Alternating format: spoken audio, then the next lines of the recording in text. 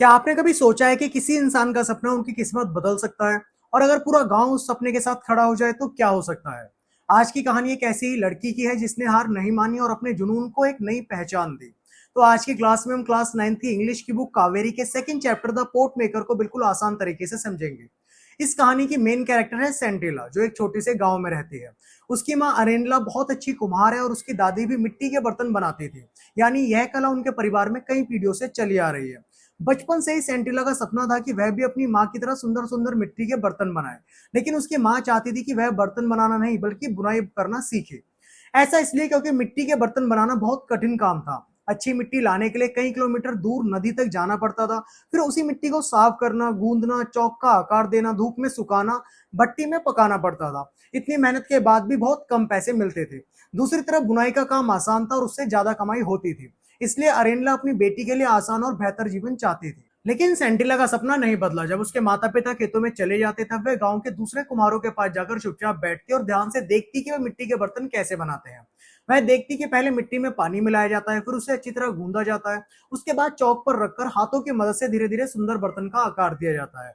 फिर बर्तनों को धूप में सुखाकर भट्टी में पकाया जाता है। सेंटिला यह सब बड़ी लगन से देखती रहती थी।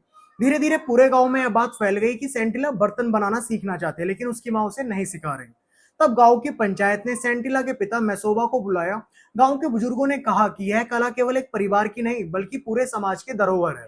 इसलिए हर कलाकार का कर्तव्य है कि वह अपनी कला अगली पीढ़ी तक पहुंचाए। इसके बाद अरेनला ने अपनी बेटी को बर्तन बनाना सिखाना शुरू किया। सेंटिला बहुत मेहनत करती थी, लेकिन एक साल तक कोशिश करने के बाद भी वह अच्छे बर्तन नहीं बना पाई। हर बार उसका बर्तन बिगड़ जाता और वह बहुत निराश हो जाती। उसकी माँ बिना डांटे बस बार बार उसे प्रैक्टिस करने को कहती रहती। कुछ समय बाद सेंटिला लड़कियों के हॉस्टल में रहने लगी। वहां उसकी मुलाकात ओनुला नाम की एक दयालु महिला से हुई। एक दिन ओनुला ने देखा कि सेंटिला अकेले बैठकर बर्तन बनाने की कोशिश कर रही है, लेकिन डर और घबराहट की वजह से सफल नहीं हो पा रही। तब ओनुला ने उसे समझाया कि सबसे पहले अपने मन से डर निकालो। उसने उसे सही तरीके से बर्तन बनाना सिखाया और उसका आत्मविश्वास बढ़ाया। तब सेंटिला को विश्वास होने लगा कि वह भी अच्छे बर्तन बना सकती है। इसके बाद जब सेंटिला फिर अपनी माँ के साथ काम करने लगी तो उसने अपनी माँ की हर एक छोटी छोटी बात पर ध्यान देना शुरू किया। उसने देखा कि माँ बर्तन का किनारा कैसे बनाती है, हाथों को कैसे चलाती है और किस समय कितनी ताकत लगाती है।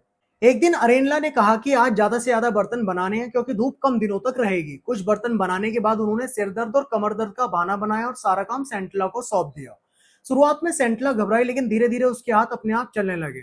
उसने एक के बाद एक इतने सुंदर बर्तन बनाए कि उसकी संख्या उसकी माँ से सिर्फ एक कम थी। उसे खुद भी विश्वास नहीं हो रहा था कि वह इतनी अच्छी कुम्हार बन गई है।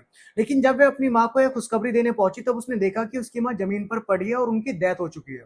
सेंटिला फूट फूट कर रोने लगी। उसे लगा कि काश उसकी माँ यह पल देख पाती। अगले दिन ओनुला काम वाली जगह पर गई। वहां उसने दो लाइनों में रखे हुए बर्तनों को देखा। एक लाइन अरेनला के बनाए हुए बर्तनों की थी और दूसरी सेंटिला के बनाए हुए बर्तनों की। दोनों ही लाइन इतनी सुंदर लग रही थी कि मानो उनके बीच में डिफरेंस कर पाना इम्पॉसिबल था। उसी समय ओनुला समझ गई कि अब एक नई और कुशल कुमार जन्म ले चुकी है। इसलिए कहानी की आखिरी लाइन है, a new port maker was born. यह कहानी हमें सिखाती है कि यदि हमारे अंदर किसी काम के लिए सच्चा जुनून हो, हम लगातार मेहनत करें, धैर्य रखें और सीखते रहे, तो एक दिन सफलता जरूर मिलती है।